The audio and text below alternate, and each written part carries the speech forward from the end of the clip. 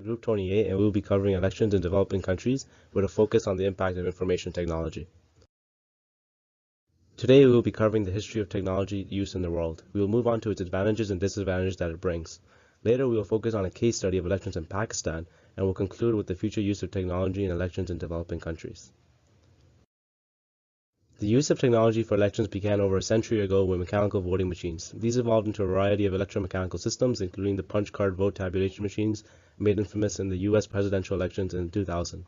Many developing countries have introduced ICT into the early stage of election processes using technologies such as biometric information registration and electronic voting, aiming at reduced time and cost as well as errors arising from paper ballots.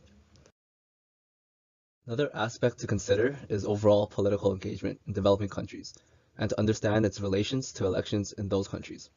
Although most vote in elections, many people in these nations remain relatively disconnected from politics. The engaged are typically better educated and wealthier. Furthermore, older people are more likely to vote, but younger people are more likely to participate in other ways, including online activism.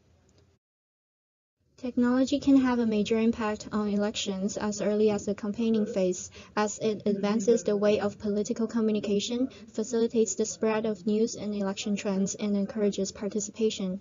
For example, India's first social media prime minister, Narendra Modi, used a variety of digital platforms as well as offline channels to gauge public opinion during his campaign.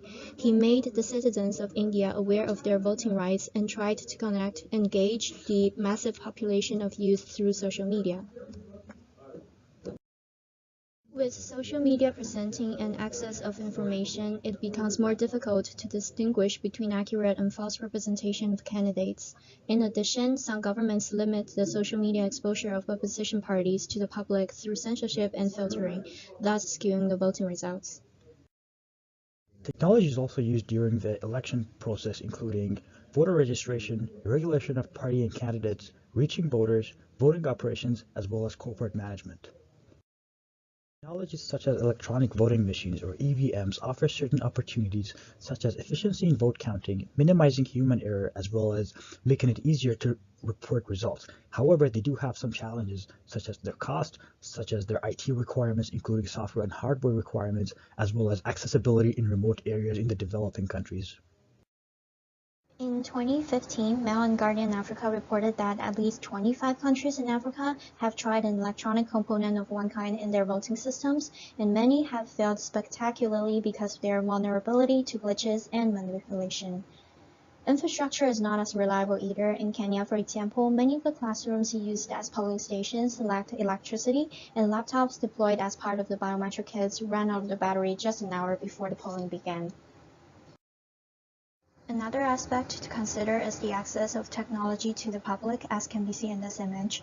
Typically, the developing countries face the issue of limited access to the internet due to cost and infrastructure.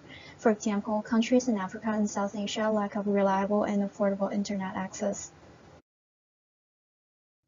The following is an example of data showing how technology has improved the election process in developing countries. The data analyzed here is the 6 geopolitical zones of Nigeria.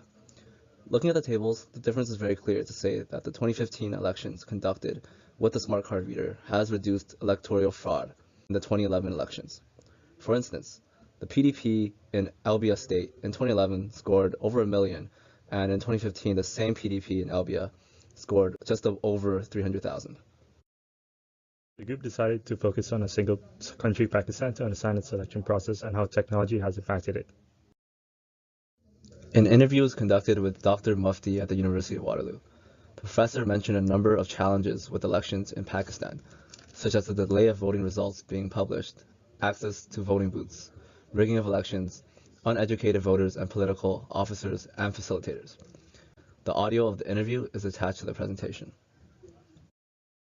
Overall, there are several challenges in implementing technology in developing countries. For example, the availability of the internet in developing countries is a major challenge. Whether technology should be used in elections in developing countries really depends on a case-to-case basis. For example, countries like China with a higher population will require technology due to its large population size. Finally, technology can also be used in registration, political engagement, election management, reporting results, and identification on voting day. I hope you find this video useful, and below are the references. Thank you for watching.